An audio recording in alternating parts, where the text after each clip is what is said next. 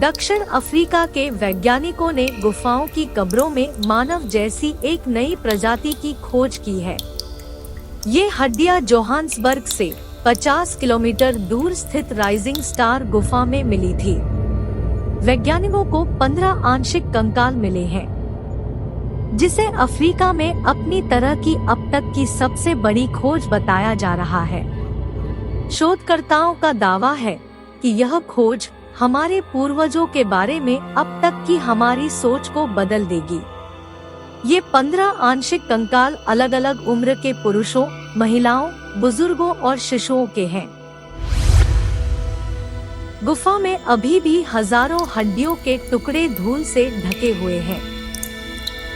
National geographic द्वारा वित्त पोषित परियोजना के कर्मियों का मानना है कि अवशेष प्राचीन मानव की एक नई प्रजाति का प्रतिनिधित्व करते हैं।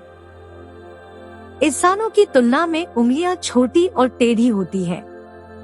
इस प्रजाति का नाम नालेदी बताया गया है और इन्हें होमो समूह में वर्गीकृत किया गया है। हालांकि इस प्रजाति की खोज करने वाले शोधकर्ता अभी तक यह पता नहीं लगा पाए हैं कि यह प्रजाति कितने समय तक जीवित रहती थी। शोध का नेतृत्व करने वाले प्रोफेसर ली बर्जर ने बताया कि वे मनुष्यों के पूर्वज हो सकते हैं और अनुमान है कि वे 30 लाख साल पहले अफ्रीका में रहते थे। प्रोफेसर बर्जर के मुताबिक वह वहां एक जीवाश्म निकालने के विचार से गए थे, लेकिन धीरे धीरे उन्हें वहां कई जीवाश्म मिले और आखिरकार उन्हें ढेर सारे कंकाल मिले। उनके अनुसार 21 दिन के अनुभव के अंत में उन्हें सबसे बड़ा मानव जीवाश्म मिला, जिसे अफ्रीकी महाद्वीप के इतिहास की सबसे बड़ी खोज माना जाता है। उन्होंने उसका नाम होमो नालेदी रखा, जिसमें नालेदी का अर्थ तारा है और यह दक्षिण अफ्रीका की स्थानीय भाषा का शब्द है।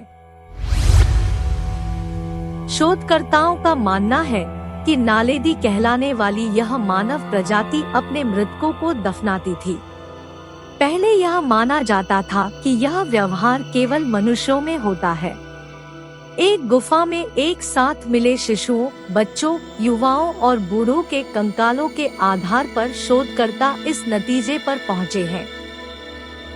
यह गुफा जमीन की सतह से 30 मीटर नीचे पाई जाती है। वैज्ञानिकों के अनुसार होमो नालेदी पाषाण युग की मानव प्रजाति और आधुनिक मानव प्रजाति का एक सुंदर मिश्रण है। नालेदी का दिमाग एक संतरे के आकार का रहा होगा। उसके हाथ इंसानों जैसे हैं, लेकिन उंगलियां घुमावदार हैं, जो पेड़ पर चढ़ने वाली प्रजातियों में देखा जाता है। नालेदी की ऊंचाई 5 फीट रही होगी, जो बंदरों की ऊंचाई से भी अधिक है। इसके पैर और पंजे इंसानों की तरह ही हैं, जिससे लगता है कि ये दोनों पैरों पर खड़े होकर लंबी दूरी तय करते होंगे। मानव उत्पत्ति पर शोध करने वाले अन्य विशेषज्ञों का कहना है कि अब तक मिले सबूतों के आधार पर यह दावा है कि ये इंसान की हड्डियों की तरह ही होती हैं। इसके दांत साधारण और छोटे होते हैं। छाती प्राचीन और बबून जैसी है, लेकिन हाथ बहुत आधुनिक है। हड्डियों की माप से पता चला है कि ये जीव प्राचीन बंदरों और आधुनिक मनुष्यों का मिश्रित रूप है। इसका मस्तिष्क छोटा और गोरिल्ला के आकार का होता है।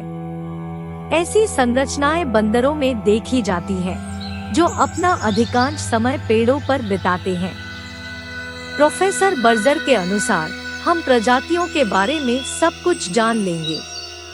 हम सीखेंगे कि बच्चे कब पैदा होते हैं, उनका विकास कैसे होता है, उनका विकास किस गति से होता है और बच्चे के जन्म के बाद एक पुरुष और एक महिला के बीच हर चरण में कैसे विकास होता है।